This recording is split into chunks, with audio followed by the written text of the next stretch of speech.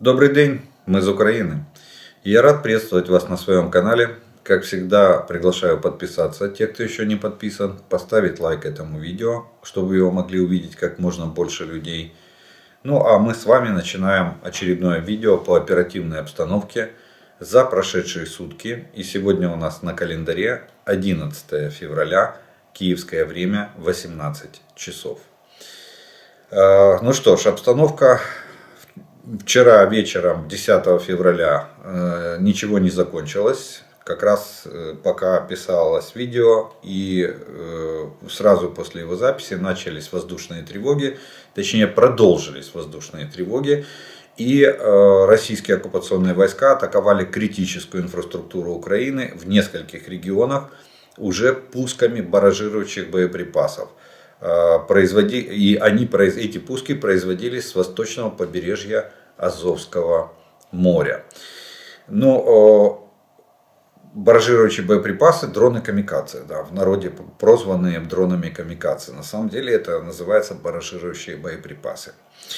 За прошедшие сутки противник нанес очередной массированный ракетный удар по территории нашей страны, осуществил пуски 106 ракет, в том числе по гражданской инфраструктуре.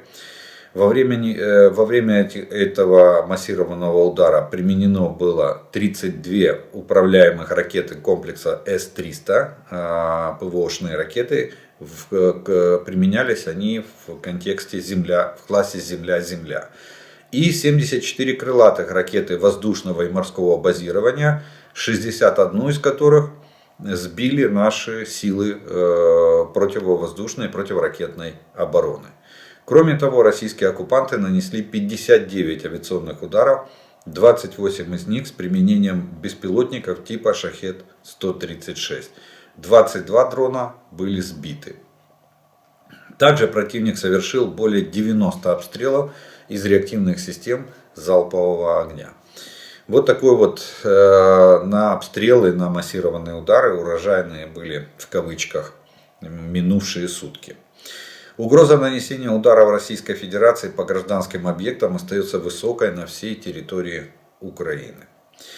Несмотря на большие потери, враг продолжает вести наступательные действия на Купянском, Лиманском, Бахмутском, Авдеевском и Новопавловском направлениях.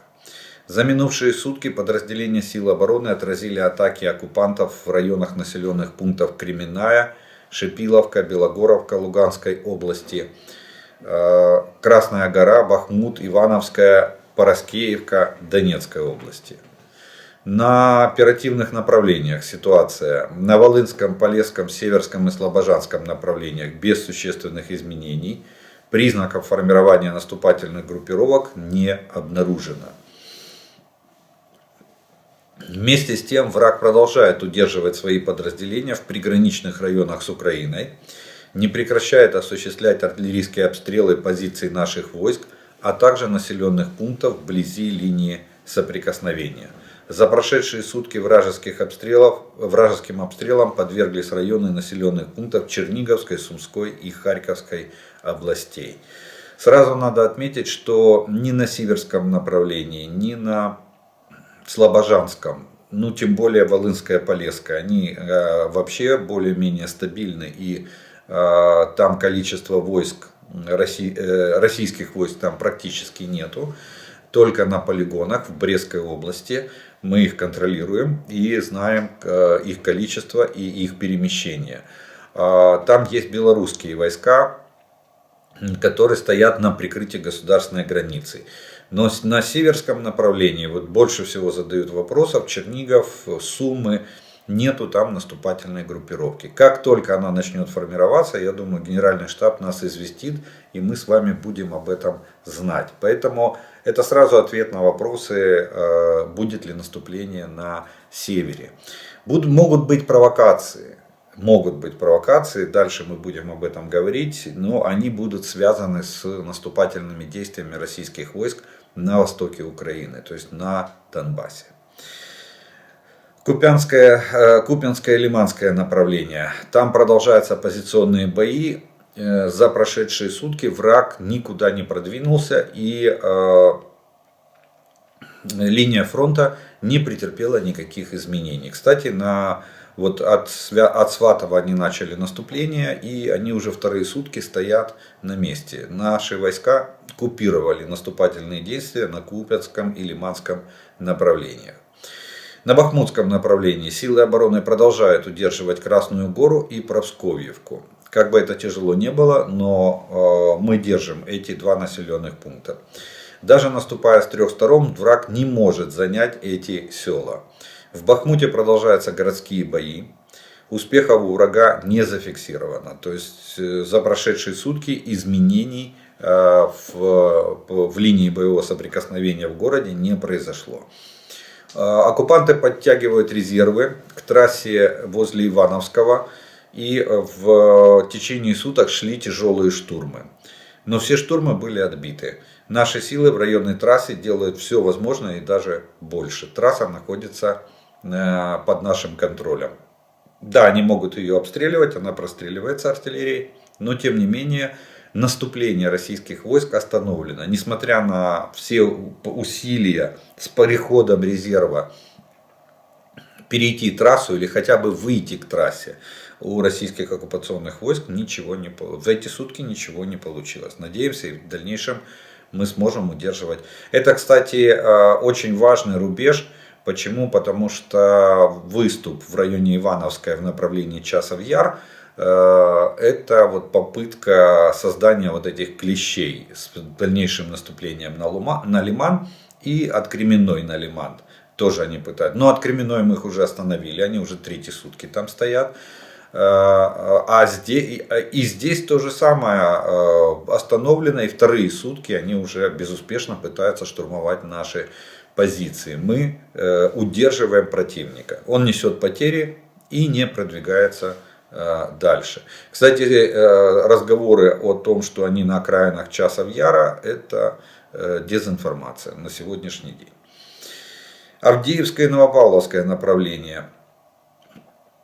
Здесь была разбита вражеская колонна севернее Опытного. Ну, мы все знаем, да, я вчера рассказывал, что эти видео и фото разошлись как вирусные по всей сети.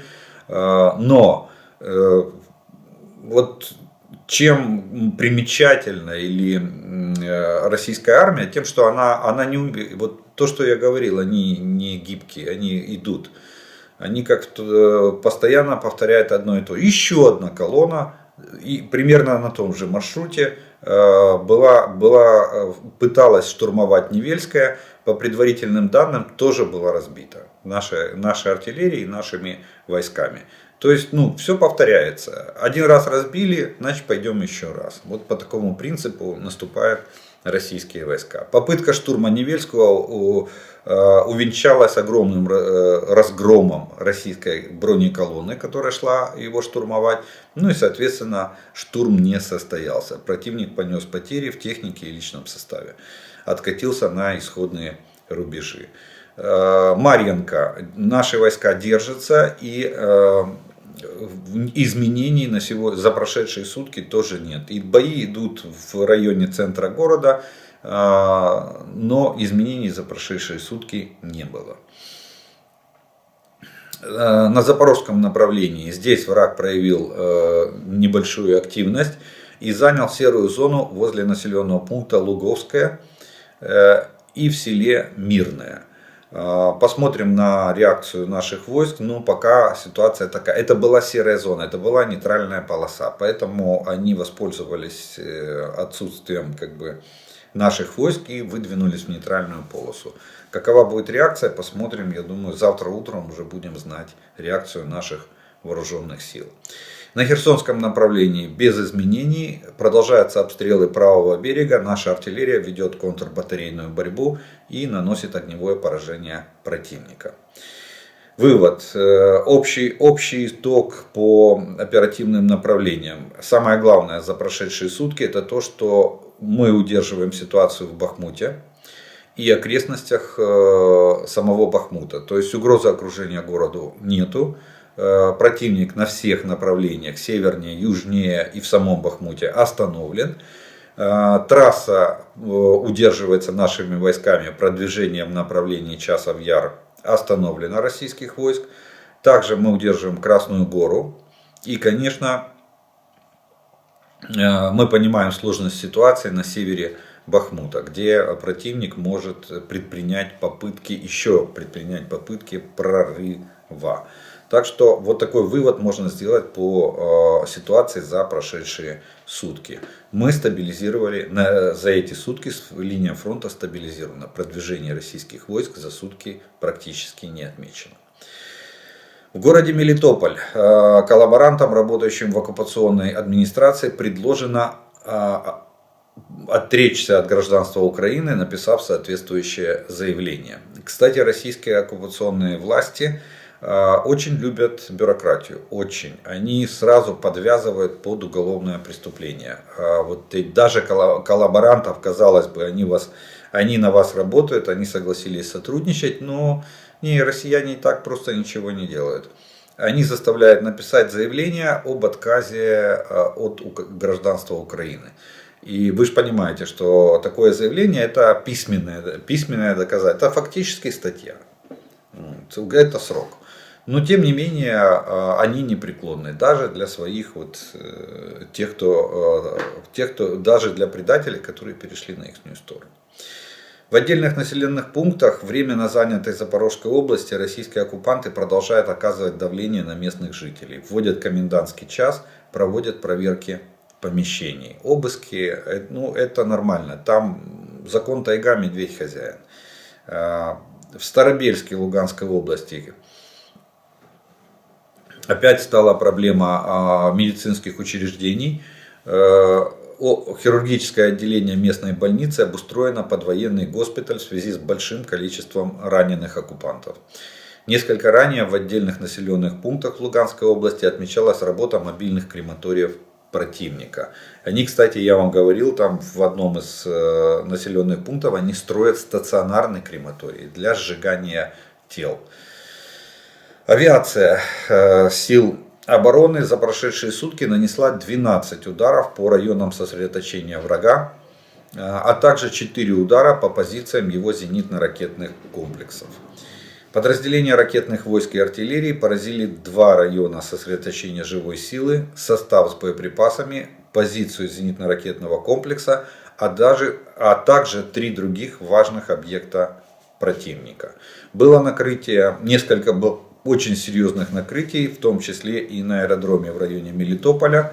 Детонирует склад боеприпасов на аэродроме и горит российская техника, которую они там сосредоточили в качестве военной базы. Они там создавали долго очень военную базу, мы очень долго ждали, когда она накопится, и вот было принято решение дальше не ждать, а нанести удар. Удар оказался очень удачным. Ситуация в Черном море. На сегодняшнее утро в Черном море на боевом дежурстве находится 11 вражеских кораблей. Из них 2 носителя крылатых ракет «Калибр», общий залп которых может составить до 16 ракет. Вот такая военная обстановка на оперативных направлениях и на линии фронта от Харькова до Херсона. И отметим несколько военно-политических новостей, которые стоят нашего с вами внимания, происходящих как в Украине, так и вокруг нее. Президент Джо Байден едет в Польшу. Визит будет проходить 20-22 февраля. Он будет в Польше встречаться с Анджеем Дудой, с президентом Польши. Будут обсудят двухсторонние отношения и наши коллективные усилия, как сказала представительница Белого дома, коллективные усилия Польши и Соединенных Штатов по поддержке Украины и укреплению НАТО. Вот такие глобальные вопросы. Некоторые средства массовой информации дают нам сведения о том, что в это время в Польше может состояться и трехсторонняя встреча. К Байдену и Дуде может присоединиться президент Зеленский. Тем более, что, видите, распечатали зарубежные поездки, и вот большое турне было европейское, так что выехать в Польшу для встречи с американским президентом, я думаю, вполне возможно. Единственное, если это будет предусматривать протокол встречи. Но пока такие ожидания существуют, и пресса об этом говорит, что вполне возможно, что будет трехсторонняя, что встреча будет носить трехсторонний характер. В Соединенных Штатах продолжают происходить странные явления с зондами. Говорят, что это метеорологический зонд был, который сбили Соединенные Штаты. Он был довольно большой, у него только солнечные панели были размером как несколько автобусов. Но если брать американский стандарт, то там очень большой автобус, у них, как правило, они трехосные автобусы, так что это здоровенный был шар. Сейчас американская система ПВО засекла в районе Аляски, засекла неизвестный летающий объект, тоже зонд, но тут особенность была то, что высота. Зонд летел на высоте 40 тысяч футов, это 12 километров. 12 тысяч метров, и составил, уже как бы ПВО страны Соединенных Штатов доложило, что он несет обоснованную угрозу безопасности для гражданской авиации. То есть дело в том, что это 10 тысяч, это считается эшелон для гражданской авиации. 12 это где-то рядом, 2 километра там плюс-минус. Это фактически гражданская авиация летает. Поэтому было тут же из соображения осторожности и по рекомендации Пентагона Джо Байден приказал военным сбить этот объект. Что они и сделали. Сейчас собирают его обломки для дальнейшего изучения. Об этом сообщил помощник по представитель Совета национальной безопасности США Джон Кирби. На данный момент, как заявляет администрация Белого дома, что размер этого зонда с маленький автомобиль. Не знают пока Соединенные Штаты, кому это все принадлежит, какому-то государству или какой-то частной корпорации. И, как они сказали, мы не понимаем цели, какие преследовались запуском этого объекта. Тем не менее, они приняли решение его сбить.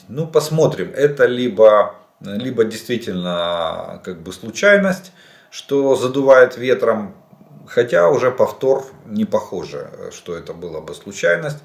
А с другой стороны, если первый зонд как бы четко и понятно было принадлежал государству Китай, и Китай как бы вступил даже в некоторую полемику с Соединенными Штатами по поводу того, что они обиделись, что их зонд сбили, что он такой был весь мирный и пушистый, белый и пушистый, мирный и не опасный. Но тем не менее этот зонд пролетал над тем районом, где в Соединенных Штатах расположены шахтные пусковые установки межконтинентальных баллистических ракет. Что там делал мирный зонд? Как бы остается только догадываться.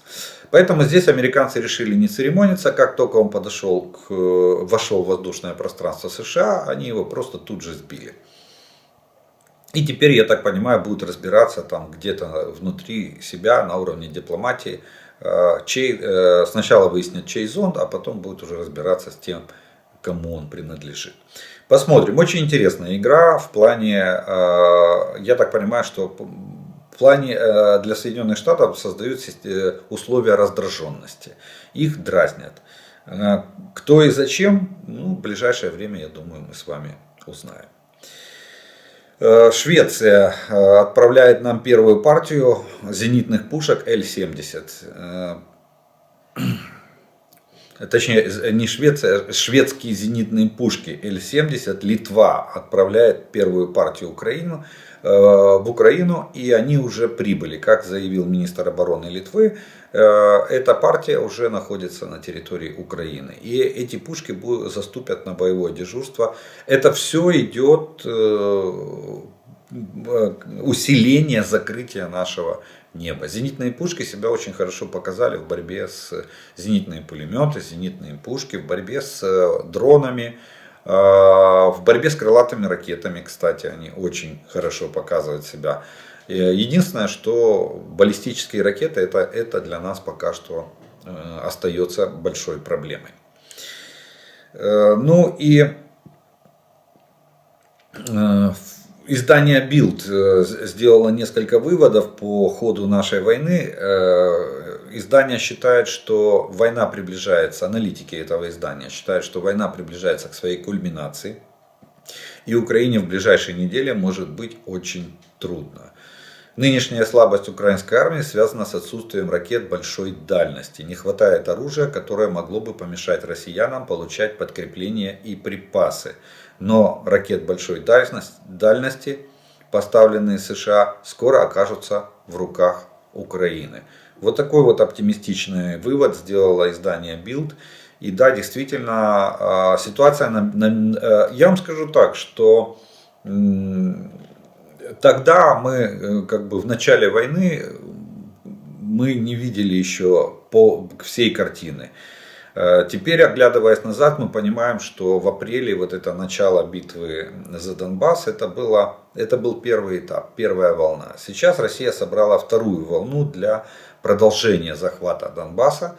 Продолжение, потому что нам, к сожалению, не удалось освободить территории на Донбассе, ни в Донецкой, ни в Луганской области. Чуть-чуть мы продвинулись на границе Харьковской и Луганской области, но это очень и очень мало по сравнению с тем, что было. Лиман мы отбили. Вот самое крупное, что мы отбили Лиман, и вот здесь, да, здесь мы немного продвинулись.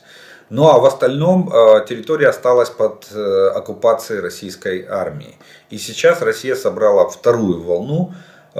И теперь для того, чтобы облегчить нам задачу в борьбе с этой второй волной или второй попыткой захвата Донбасса, видите, уже даже такие средства массовой информации, как Bild, высказывают поддержку и пытается создать атмосферу того, что ракеты надо передавать. Передавать как можно скорее. Ну и они высказывают такое оптимистичное предположение, что американцы Соединенные Штаты скоро поставят ракеты в Украину. Ракеты окажутся в руках Украины, пишет издание Bild. Ну а эпопея с самолетами продолжается. Точно так же, как с танками, помните, да, все повторяется. Схема точно такая же. Помните, кто после танкового Рамштайна первым заявил о самолетах? Нидерланды. Да, Нидерланды сказали, что они готовы, если поступит соответствующая заявка от Украины в плане передачи F-16. А так Нидерланды готовы. Ну, министр обороны Нидерландов сегодня заявил о том, что официальная заявка Нидерландам от Украины на поставку истребителей F-16 уже поступила. Так что ожидаем теперь подтверждения или той реакции, обещанной реакции со стороны Нидерландов, что если заявка поступит, то Нидерланды готовы передать Украине самолеты F-16. Тем более, что они у них есть. Так что процесс идет, процесс движется, и считаем дни. Мы с вами до понедельника осталось совсем немного. Понедельник, 13 числа, начинает работу в Брюсселе конференция в формате Рамштайн. Или заседание, как я его называю, антироссийской коалиции. В Нью-Йорк Таймс пишет, они сделали выводы, в принципе они взяли, точнее, на мой взгляд, потому что они совпадают практически полностью, они взяли выводы Американского института изучения войны и изложили их, скорее всего, на своих страницах. И пришли к следующему выводу, что же происходит сейчас на фронте. Основной вывод, пишет Нью-Йорк Таймс, это то, что что Россия и Украина готовятся к атакам. То есть обе стороны, мы и Российская Федерация, готовимся к наступательным действиям. Россия может открыть новый фронт. Это то, что я вам говорил, что может быть вооруженные провокации, что-то в виде разведки боем на Сиверском или Слобожанском направлениях, для того, чтобы постараться максимально отвлечь наши резервы и растянуть силы вооруженных сил Украины. Так вот, Россия. Россия пытается окружить вооруженные силы Украины с севера и юга через Кременную и Угледар. Вот они видят, вот это основной вывод из той обстановки, которая сложилась. Действительно, с Кременной, но видите, мы говорим с Часов-Яр, Кременная, вот с этих двух населенных пунктов они на Лимане сойтись, и вот это было бы, они хотят, скорее всего, такой замысел в Генеральном штабе Российской Федерации. Специалисты за океаном в Соединенных Штатах говорят, что это может быть чуть шире клещи от Угледара. Хотя в Угледаре они терпят уже третье, наверное, да, третье поражение в плане попыток штурма Угледара. Там не то, что там до штурма дело не доходит. Они постоянно несут потери еще до того, как они ввязались в бой по штурму самого города. Второе. Россия может сделать наступление с целью отвлечь оборону ВСУ, открыв новый фронт. Вот это то, что я вам сказал. Что означает наступление с территории самой России в районе Сум и Харьковской области. Но опять же, вот это наступление, сразу скажу, оно под большим вопросом. Разведку боем, да, у них там где-то несколько батальонно-тактических групп осталось, до бригады, будем так говорить, в Сумской и до бригады в Харьковской области. В Белгородской, точнее, напротив Сумской и Харьковской области. В Белгородской области есть там еще учебные центры, там есть мобилизованные, они проходят подготовку, но пока из них ничего ударного не сформировали. Поэтому я и говорю, что скорее всего это может пока остается на уровне разведки боем. Если они начнут формировать группировку, мы будем с вами об этом знать. Естественно, будет оповещено местное население. Теперь Украина. Какой вывод они делают? Это по России. Вот два основных вывода. Попытка окружения наших войск и возможность открытия второго фронта для отвлечения внимания и обеспечения успеха на российским войскам на Донецком направлении. Украина. Наиболее многообещающее направление это юг. Мелитополь был бы очевидной целью, пишет New York Times. Город находится на пересечении двух основных автомагистралей и важной железнодорожной ветки, что делает его важным для снабжения российских войск на юге. В принципе, ничего нового, мы это прекрасно все знали. Единственный вопрос это силы и средства вооруженных сил Украины или сил обороны Украины для того, чтобы вклиниться в оборону российских войск, в оборону противника и рассечь группировку в направлении Мелитополь-Азовское побережье. Я уже не говорю там на Бердянск, можно даже, наверное, на город не идти, а по степям надо идти до Азовского моря, а потом уже организовывать оборону и расширять вот это вклинение. Посмотрим, как решит Генеральный штаб. Тем не менее, вот за океаном пришли к таким выводам. Вот такие новости военные и военно-политические на сегодняшний день сложились в Украине и вокруг нее. На этом мы первую часть нашего видео с вами заканчиваем. Я делаю по традиции паузу. У вас есть время подписаться на мой канал для тех, кто еще не подписан.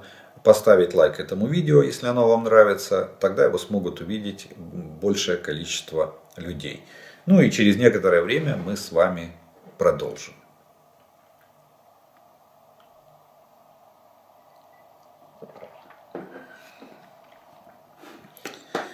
А продолжим мы с вами, как обычно, по традиции, это ответом на те вопросы, которые вы задали. И первый вопрос сегодняшнего дня будет следующим. Добрый день, у меня вопрос. Расскажите, пожалуйста, за сколько секунд реагируют системы противоракетной обороны Patriot и САМП-Т, когда в их пространстве появляются ракеты, время подлета которых составляет 40 секунд до цели. Успеют ли эти системы сбить ракету, которая летит до цели за такое короткое время? Да, успевают. Время реакции этих комплексов составляет 10-15 секунд.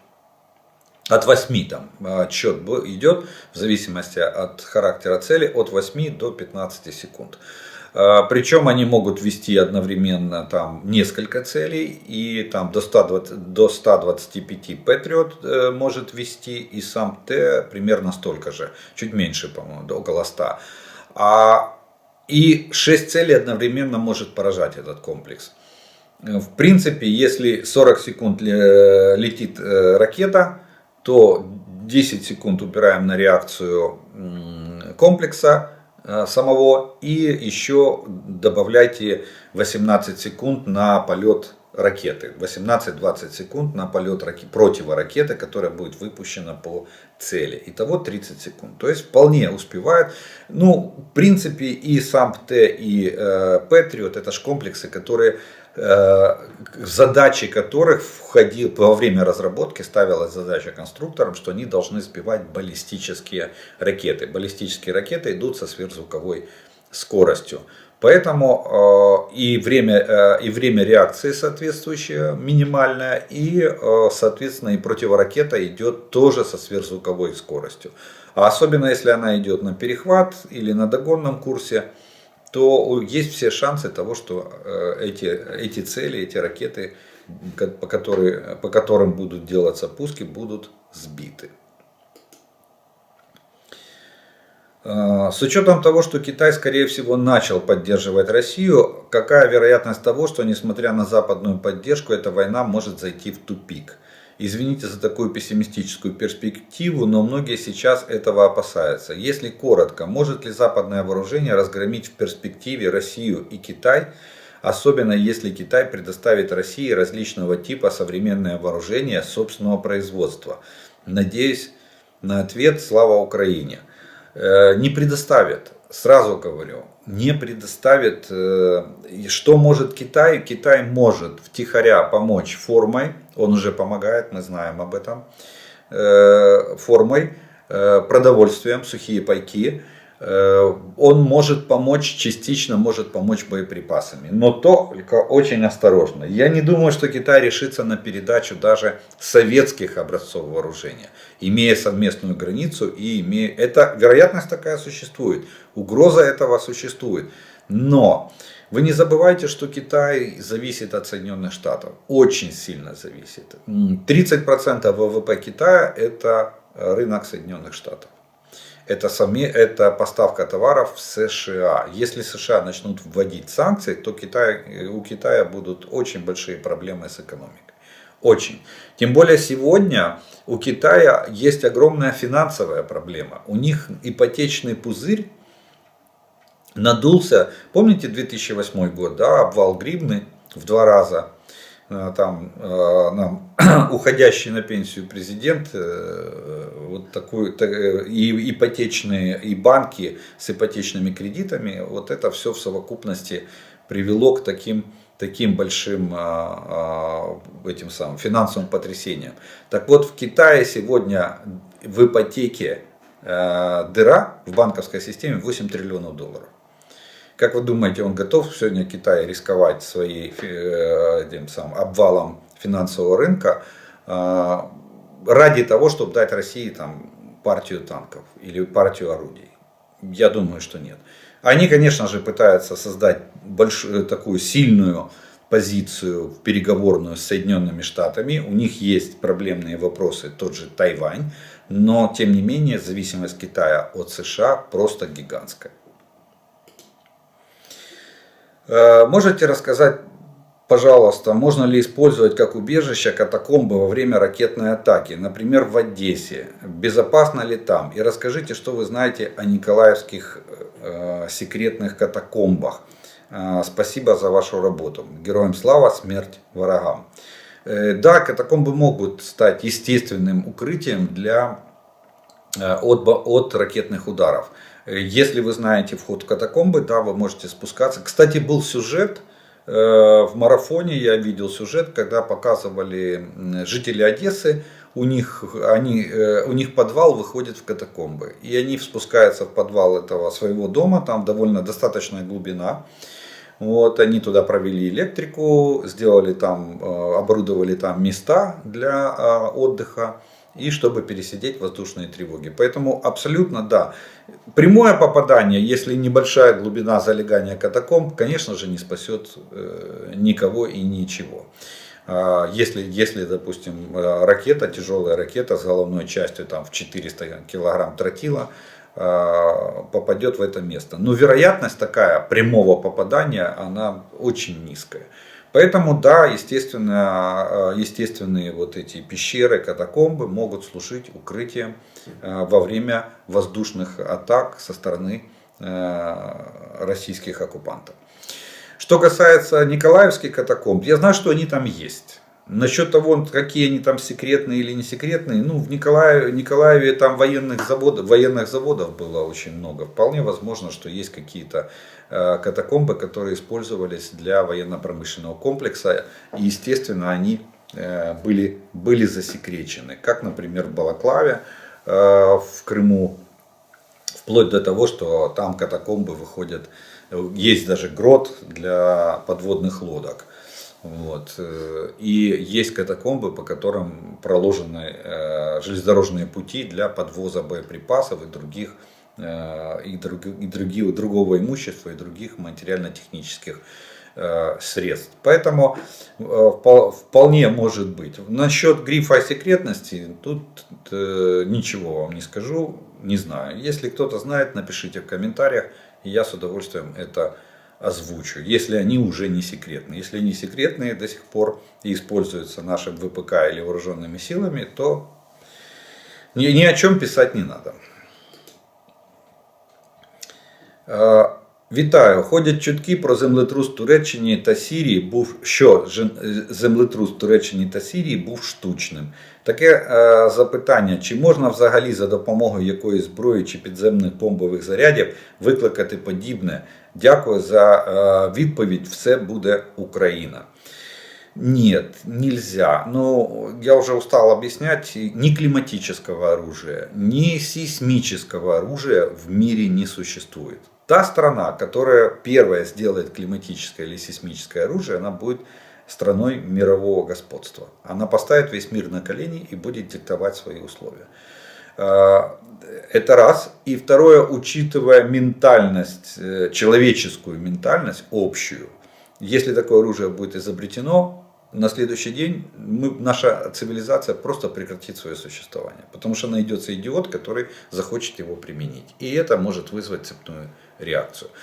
Я скажу так, что проводились даже эксперименты глубинных взрывов, атомных взрывов для того, чтобы попытаться качнуть тектоническую плиту на больших глубинах в Мировом океане.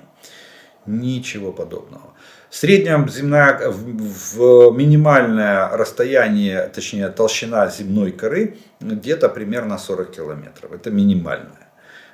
Самая глубокая на земном шаре скважина, которую удалось пробурить ученым, составляет это Кольская скважина, она бурилась в Советском Союзе. Представляете, даже ни одна страна в мире не смогла позволить себе организовать сверхглубинное бурение. Они прошли 12 километров. Сегодня 12 километров это уровень добычи сланцевого газа и нефти. Технологии пошли вперед, но до магмы Земли еще никто не добурился. Толкнуть тектоническую плиту невозможно. Взрыв должен быть такой мощности, что должна треснуть, качнуться земная кора. Понимаете? Поэтому не верьте в это все. Это абсолютно природные явления, которые даже современные ученые не могут объяснить до конца или в полном объеме. Добрый день. Наблюдая тенденцию уменьшения разного рода бронетехники у противника и предполагая гипотетически, что поставок больше не будет, нужно ли нашим танкам вводить, наверное, имелось в виду, в боекомплект больше осколочно-фугасных снарядов для уничтожения пулеметного гнезда или зенитки, например, с уважением, Слава. Нет, я думаю, что не надо менять боекомплекты танков. Почему? Потому что все равно львиная доля снарядов осколочно-фугасные.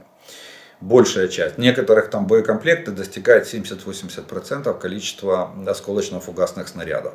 Тем более, что западные образцы пошли еще дальше. Там есть боеприпасы дистанционного подрыва. То есть снаряд не ударяется об землю, как в классике, да, и после этого взрывается. А снаряд ставится определенная дистанционная, выставляется дистанция на взрывателе, замедление, и снаряд взрывается над окопами противника, что практически создает эффект воздушного разрыва. И осколки летят сверху вниз, поражая укрытую живую силу и не бронированную или легко бронированную технику противника. Поэтому я думаю, что не стоит. Тем более вы не забывайте, что кумулятивные снаряды, они имеют осколочный эффект. Они называются кумулятивно-осколочный этот снаряд. Он может применяться как против бронетехники или каких-то укреплений, дотов, дзотов, поражения, так и против пехоты с установкой взрывателя на осколочное действие. Поэтому нет, никакой целесообразности в этом нет. Все нормально. Боекомплект посчитанный. Главное, чтобы он был. Чтобы был этот танк западный и чтобы был его боекомплект. Дальше наши танкисты справятся. Вопрос. Добрый день. Пожалуйста, прокомментируйте, что происходит с русскими солдатами, когда прямо на них 5-6 человек, плотно сидящих в воронке, сбрасывают мину с коптера. Погибают однозначно все или кому-то удается выжить? И в каком состоянии выжившие?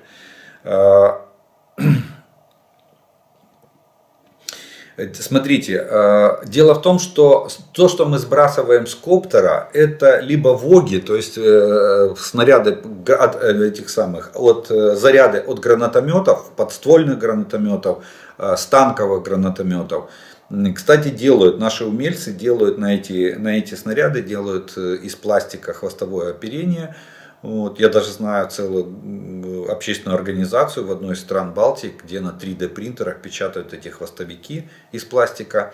Вот. Или льют их на термопласт автоматах, станках. И они поражают.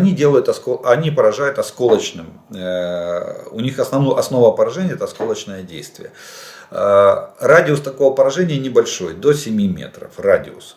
Взорвавшись вот в такой воронке, где плотно лежат, спрятавшись российские солдаты, они все получают осколочные ранения. Кто-то больше, кто-то меньше.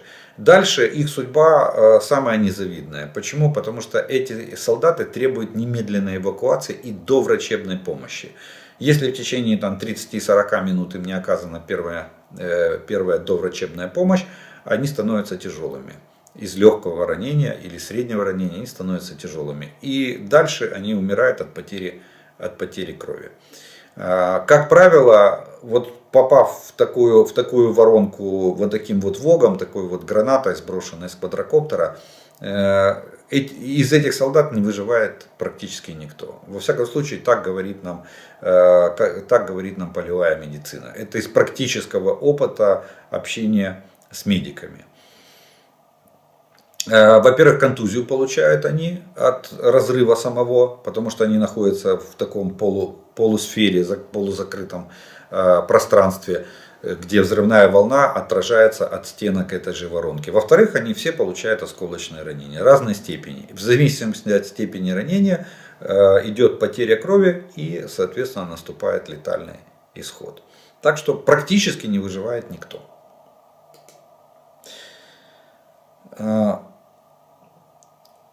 Ви, скоріш за все, випадково сказали, що з 24 лютого 2022 року наші війська не потрапляли в оточення. Але ж всі добре пам'ятають про дуже болюче оточення Маріуполя і героїчну боротьбу його оборонців. Хотів запитати, чи є якісь оцінки кількості артилерійських снарядів в запасах армії Російської Федерації. Раніше ходила інформація, що до початку війни в Україні у РФ було в запасах 15 мільйонів снарядів. Правда, невідомо яких калібрів. А на середину осені 2022 року залишки снарядів оцінювали в 7-8 мільйонів. Тобто, за прогнозами, При зберіганні інтенсивності використання артилерії снарядів мало б вистачити до кінця весни, початку літа 2023 року. Чи неправдиві прогнози? Чи це правдиві прогнози? Чи є якісь приблизні оцінки, скільки снарядів може бути в запасі у Російської Федерації станом на зараз? Інше питання, скільки приблизно пострілів витримує ствол середньостатистичної гармати 152 мм, враховуючи обсяги використання ствольної артилерії армією РФ, на який проміжок часу їм вистачить їхніх гармат. Ну, тут у вас сложный вопрос, 3 в одном. Давайте начнем сначала. Мариуполь — это было осознанное решение, это не окружение наших войск, это было осознанное решение командования на оставление гарнизона в городе. Все знали заранее, что они будут сражаться в окружении. Поэтому это не окружение российскими войсками. Мы могли спокойно выйти из города Мариуполя, оставив город. Было принято решение командованием за город сражаться до столько, сколько будет необходимо с военной точки зрения, что и было сделано. Поэтому я не относил бы его к окружению, к попаданию наших войск. Я сказал, что ни в один котел мы не попали, ни в одно окружение наши войска за всю войну не попали. Поэтому Мариуполь я тоже из этих соображений не относил бы к попаданию наших войск в окружение. Это осознанное принятие решений. Далее, что касается запасов. Вы, наверное, немножко ошиблись в том плане, что, скорее всего, не 15 миллионов снарядов, а, наверное, 15 миллионов тонн боеприпасов. Потому что, когда идет о боекомплекте речь, то тогда мы говорим о количестве снарядов. Когда идет о запасах, стратегических запасах, всегда эти запасы измеряются в тоннах. Вот. Поэтому да. Скорее всего, это были тонны. На сегодняшний день из того, что осталось у Российской Федерации по боеприпасам, это в основном снаряды для артиллерии и танков этих самых военных и послевоенных времен. То есть старые. Это гаубицы Д1, это гаубицы М30, Д1 152 мм, М30 122 мм. Это другие орудия, это Д-44 85-мм пушка, это Д-48 тоже 85-мм пушка, это танковые выстрелы для Т-62, для Т-55, 54, для ЗИС-3 пушки. Это все хранится на складах, поверьте. Поверьте, оно никуда не делось. И, скорее всего, вот эти 7-8 не миллионов штук снарядов, миллионов тонн, наверное, снарядов оставшиеся, они в основном представляют собой вот эти боеприпасы. Чем дальше, тем процент боеприпасов старых образцов артиллерии и танков становится все больше и больше. Но Российская Федерация ходит с протянутой рукой по кругу. Если вы помните вот эти поездки Шойгу с визитами, там были в Северную Корею, что они просили? Боеприпасы и ракеты. Что они просят в Иране? Беспилотники, ракеты и боеприпасы. Что они просят в Китае? Боеприпасы. Они сейчас там российское руководство заверяет армию о том, что заводы пашут 4 смены по производству боеприпасов. И мы уже встречали на поле боя снаряды, выпущенные осенью, мы встречали снаряды, выпущенные летом 2022 года. То есть практически с конвейера боеприпасы идут на линию фронта для современных образцов вооружений. У России начинает нарастать дефицит. Ну, сами посудите. Если в Северодонецке, когда они пытались взять Северодонецк, они выкладывали на грунт, это такой термин артиллерийский, имеется в виду, выстреливали, 50-60 тысяч в сутки по всей линии фронта, то сегодня это примерно составляет 10-15 тысяч боеприпасов. То есть в 4 раза сократилось, ну примерно, это не точные подсчеты, но тем не менее, где-то в 4 раза сократилось количество выкладываемых на грунт в сутки боеприпасов со стороны российской артиллерии. Вот. Так что дефицит назревает. Вопрос, будут ли они выводить, ну, говорят, что уже Д-1 встречали на гаубицу, Д-1 встречали на поле боя, 152 миллиметровую.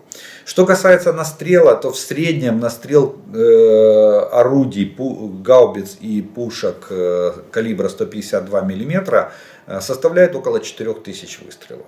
После чего ствол выходит, ствол надо менять, потому что может быть либо разрыв ствола в результате подрыва снаряда в стволе, ну, либо точность падает до таких параметров, что с него стрелять уже нельзя.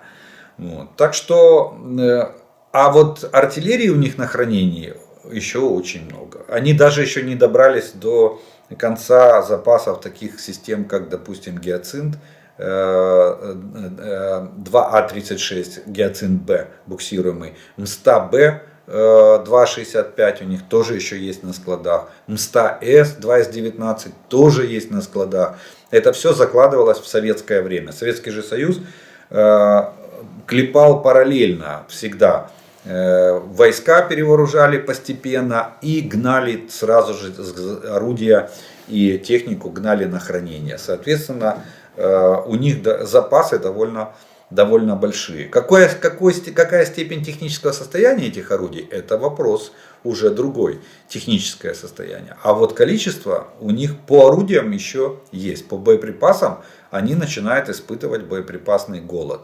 Пока еще не сильный, но тем не менее. Добрый вечер, скажите, вот все время вы говорите о передаче нам самолетов, а достаточно ли у нас летчиков, которые могут сразу же принять бой? Ну, во-первых, на новую машину, точнее на машину другого типа, никто сразу бой не примет. В любом случае летчику надо проходить переподготовку. Но летчиков у нас много, у нас достаточно. На сегодняшний день по разным источникам говорят, что по три летчика на одну машину. Вот у нас с самолетами беда. А с летчиками в принципе проблем нет. Так это еще с учетом того, что это отмобилизованные и в строю по 3 летчика на один самолет. А еще мы можем мобилизовать специалистов авиации, которые могут сесть за штурвал. Так что в летчиках проблемы нет. Вопрос в самолетах. Но никто, поверьте, никто сегодня, вот завтра пригонят самолеты, послезавтра никто на них в бой не пойдет. Нет. Им надо освоить эти машины, совершить пробные или тестовые полеты, провести тренировочные стрельбы боевыми боеприпасами на полигонах. Только после этого их можно допускать в бой. Иначе это будет билет в один конец. Вылетел и не вернулся. А потеря машины это тяжело, а потеря летчика еще тяжелее. Потому что готовить его надо не 1 год. Добрый день. Если западные самолеты не придут в ближайшее время, а обещанные западные танки придут в марте месяце, сможем ли мы проводить контрнаступление с западными танками без западных самолетов? Да, сможем. Кстати, Олаф Шольц буквально вчера заявил о том, что в марте месяце Украина получит 80 танков Леопард-2. Он сказал, что это будет тяжело, но Германия приложит все усилия для того, чтобы в марте месяце 80 леопардов, вторых леопардов, это не те Леопард-1, о которых мы говорили, были переданы Украине. Так вот, без самолетов это будет намного сложнее. Если мы бросим в бой западные танки без прикрытия западной авиации, это возможно, но это будет намного больнее. То есть потери в бронетехнике будут намного выше, чем с прикрытием авиации в ходе контрнаступательных действий. Подскажите, пожалуйста, какая вероятность, как вы оцениваете, что у Путина получится взять Донбасс? Как я понимаю, после захвата Донбасса он объявит, что война закончена, а-ля цели выполнены. Так как он понимает, что дальше он не сможет продвигаться. Но я так понимаю, россиянам нужно какие-то результаты скормить. Смотрите, а я скажу, что вероятность взять Донбасс у него очень маленькая. Очень.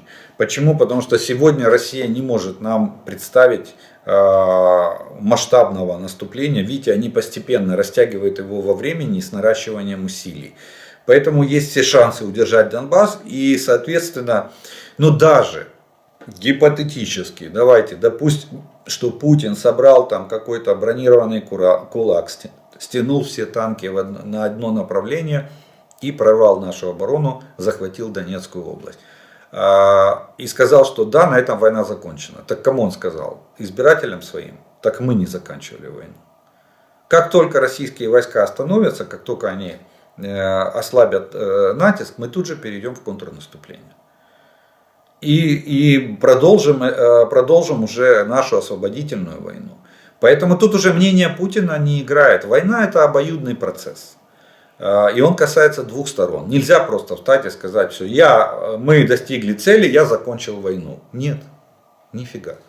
Вторая сторона говорит, а вот мы теперь достигаем своих целей.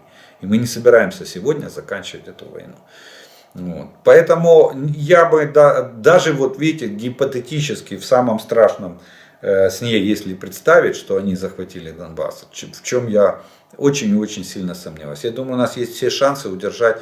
Да, мы можем поступиться какой-то частью территории, но полностью дать возможность Путину захватить Донбасс, я думаю, это уже сегодня эта задача нерешаемая для вооруженных сил Российской Федерации в той ситуации, в которой они оказываются.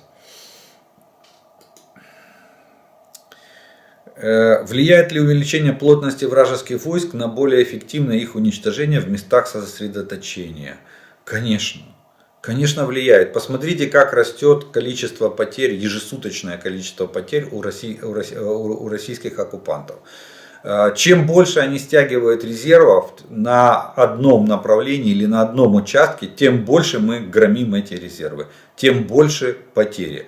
Мы буквально с вами 3 дня назад говорили, что вооруженные силы или силы обороны Украины поставили рекорд в плане того, что суточное уничтожение войск противника перевалило за 1000 человек. Было 1030 человек. В минувшие сутки 1140. То есть тенденция идет к увеличению. Чем больше они будут нагонять этих мобиков-чмобиков вперемешку с регулярными войсками, тем больше они будут нести потери. Так что это прямая закономерность в данной ситуации. В продовження мінометної теми. Зустрічав інформацію, що мінами стандарту НАТО 81 мм можна стріляти з радянських мінометів калібру 82 мм, а навпаки ні. Можливо, тоді раціональніше було б за кордоном організувати випуск мін 81 мм, а не 82 мм, щоб в перспективі все ж можна було їх використовувати і в радянських, і в західних мінометах. Тим більше, що ми переходимо на натівський стандарт. Смотрите, это утопия, это разбрасывание мин куда попало. Дело в том, что там 82 и там сколько-то, и 2, по-моему, миллиметра, если точно брать калибр, или 4, вот не помню, по миномету. Но в чем смысл? Дело в том, что мина 81 мм, натовская мина, она на 1,5 мм уже диаметром. И прорыв пороховых газов впереди мины намного больше. Ее будет колбасить, она будет биться об стенки ствола. И вылетая из миномета, она будет лететь куда попало. То есть точность такого миномета будет абсолютно непредсказуемая. Это первое. И второе, дальность стрельбы резко падает. Вы вроде как поставите там полный заряд, 6-й заряд для миномета, это самый большой, самый мощный. Вы поставите 6-й заряд, а она полетит не на 7, не на 3,850, а улетит на 2 километра. И что вы будете делать? И даст отклонение вправо-влево там. 82 миномет — это ротный миномет, который должен ложить мина в метр. С этого миномета опытные минометчики попадают во вражеский окоп. Тогда это эффект. Потому что если солдат сидит в окопе, а мина разорвалась на бруствере, то солдату до лампочки. Все осколки просвистели у него над окопом. Понимаете? А вы предлагаете мину меньшего калибра использовать в этом миномете, она вообще полетит куда попало. Поэтому это бред и утопия. Этого делать ни в коем случае нельзя.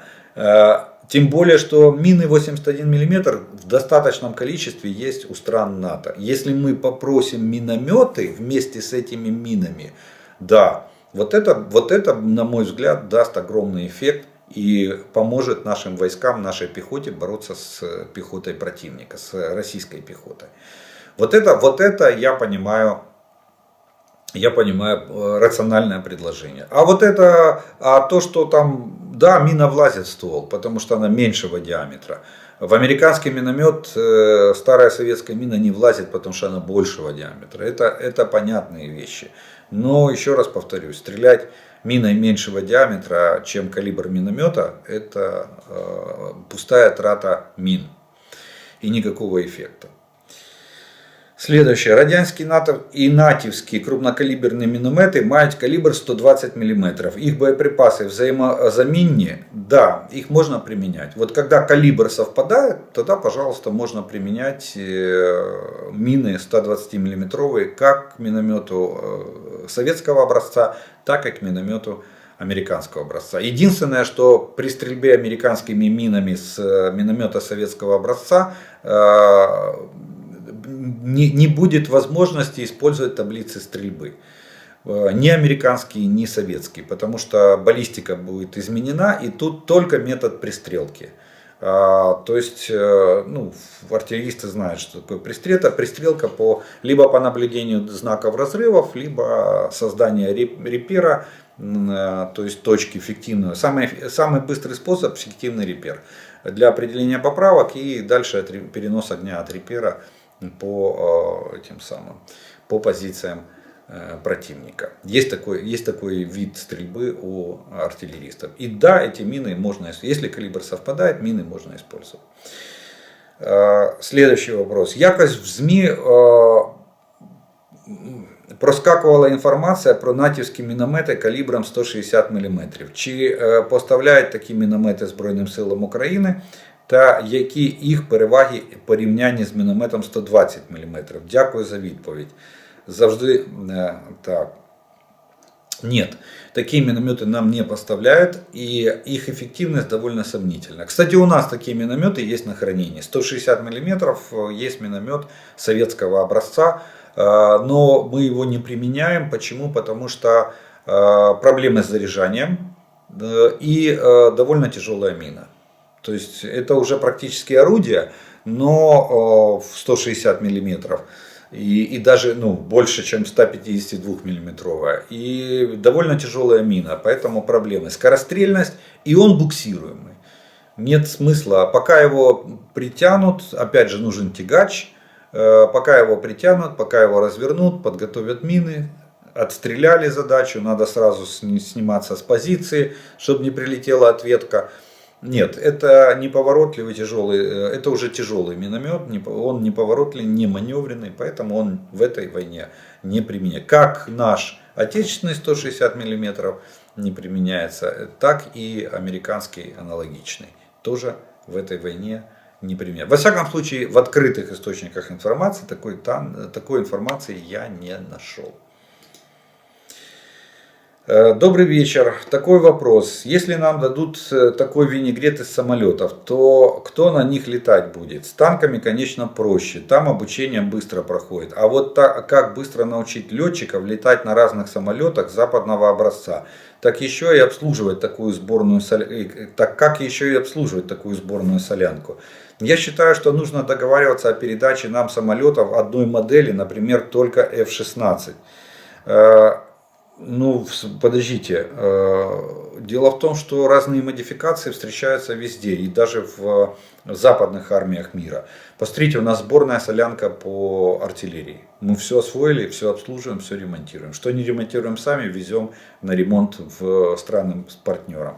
То же самое будет с танками, то же самое будет с авиацией. Делайте специализацию по бригадам, в разные бригады передавайте разные типы самолетов и все, готовьте персонал. А как у нас сегодня? У нас там есть МиГ-29 и Су-27. Это оба истребителя. И тот истребитель. Только абсолютно разные машины. Одна КБ Сухого, другая КБ этого, по-моему, Микояна. Вот. Есть точно так же есть Су-25, это вообще отдельный самолет Грач, это штурмовик. Есть Су-24, это фронтовой бомбардировщик. Так а чем это не сборная солянка? Нет, это разношерстность моделей, да, она усложняет, конечно. Но если специализировать хотя бы по эскадрильям, или это было в этом самом, было бы как бы сложнее, конечно, а лучше по бригадам. Разная бригада на разных типах самолетов, но в бригаде однотипный самолет. Вот это да, это решает проблему логистики, обслуживания и ремонта. Так что я не думаю, что это проблема. И вы же не забывайте, что летчика будут учить под какой-то один тип, переучивать под какой-то один тип самолетов.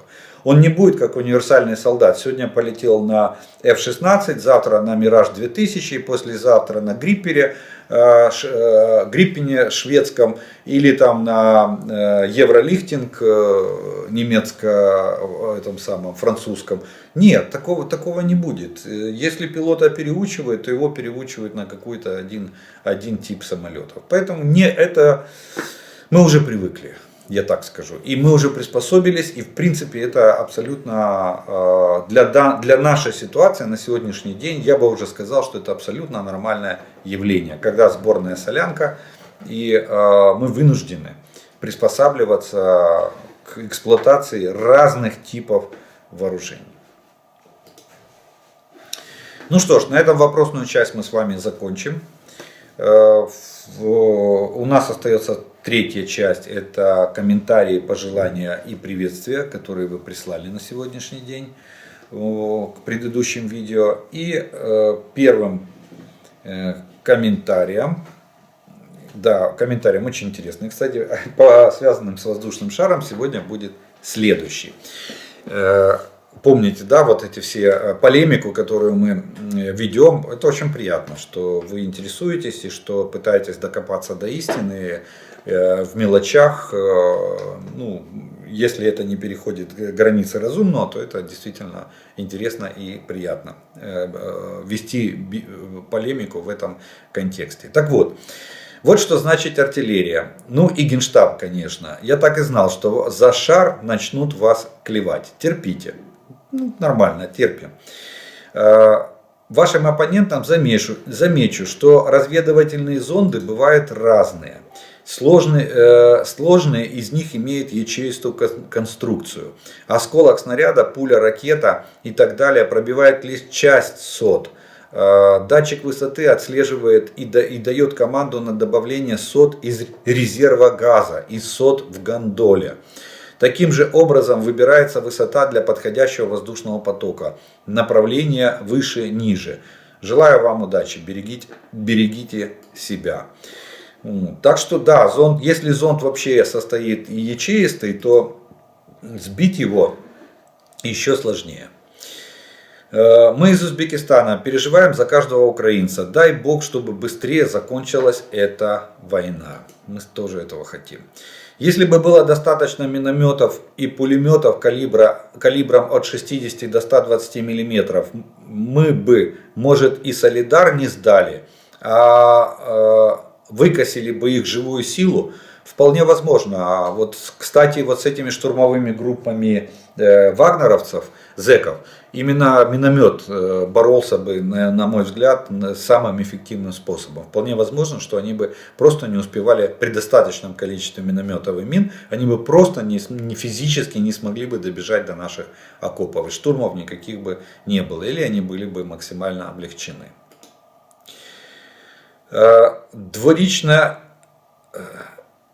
Дворічна тримається, Білогорівка, Дворічне тримається, це населений пункт. Білогорівка тримається, Червона Гора тримається. Слава силам оборони України. Доброго дня. Не по слухам, но узнала, что в Санкт-Петербурге открывает завод по изготовлению деталей для больших дронов. Для работников есть условия. Остается отсрочка от мобилизации, но зарплата минимальная. Очень хороший подход, мотивирующий людей к итальянской забастовке, то есть к саботажу. Не хочешь, чтобы тебя мобилизовали, иди работай на завод. Но зарплата будет минимальная. То есть за корку хлеба будешь пахать. Не станешь пахать, пойдешь в армию, попадешь на фронт. Ну а то, что завод по производству комплектующих для дронов открывается, это неудивительно. Россия пытается всеми силами перевести свою экономику на военные рельсы. Но, как правило, это все разбивается на этапе, это все замирает на этапе комплектования этих дронов электроникой. Вот что, если взрывчатку там и корпус, и даже двигатель еще, может быть, в какой-то части собрать Россия может, а вот когда, но в какой-то части двигатель могут собрать, а когда нужны западные комплектующие, тут начинаются проблемы. Они пытаются строить схемы серые, Соединенные Штаты и Европейский Союз начинают вводить вторичные санкции против фирм, которые соглашаются участвовать в серых схемах. Нищенская пенсия, больница без ремонта, разбитые дороги и ветхие бараки. Все это так ничтожно в сравнении с необходимостью вести войну со всем миром за величие своей родины. Хорошая такая цитата, хорошее сравнение. Литва, Клайпеда, слава Украине, слава вооруженным силам Украины и всему украинскому народу. Держитесь, дорогие украинцы. Казахстан. Грузинам очень большое спасибо. Спасибо за поддержку, спасибо за то, что вы с нами. Казахам и грузинам, не Казахстан, а казахам и грузинам. Большое спасибо за поддержку. Необходимо в конце каждого зачитывания поражения российской армии говорить, что вы тут делаете, зачем вы на нашей территории. Ведь мы у вас ничего не брали и не собирались на вас нападать. Мы обороняемся. Да, в принципе это можно делать. Главное, чтобы это доходило до сознания россиян. Вот что. Сейчас социология опять показывает, что они все за войну. В большинстве своем население России за войну. Еще раз про вражескую бронетехнику. На примере событий под Угледаром. Первое. Воевать не умеют. Где воюют, а где бестолковость. Все та же. Подставить так себя, это надо суметь. Или не уметь, как хотите. Нечего пыжиться на устаревшей совершенно технике против современных средств уничтожения ее же. Результат налицо. Третье. Что же будет тогда, когда подойдет западная техника Леопарда, Леклерки, Брэдли, СВ-90 и прочее. А еще они подтянут Т-34 из Лаоса на позорище всему миру. Вот комедия-то будет. Нечего чрезмерно опасаться их бронетехники. Всю боеспособную мы уже повыбивали. Ветшающее с полувекового хранения — это по большому счету металлолом, который, кстати, пригодится нам для нашей сталеплавильной отрасли. Ну что ж, очень хороший комментарий, очень позитивный, и на этой позитивной ноте мы будем заканчивать наше с вами видео. Я благодарю вас за ваше внимание, за ваше время, что вы досмотрели до этого момента. Еще раз приглашаю, подпишитесь на мой канал, поставьте лайк этому видео, тогда его смогут увидеть как можно больше людей. Огромная благодарность спонсорам и тем, кто поддерживает канал. Благодаря вашей поддержке и спонсорской помощи у меня есть возможность записывать эти видео. Ну а мы с вами продолжаем верить Збройним силам України. Перемога за нами. Слава Україні!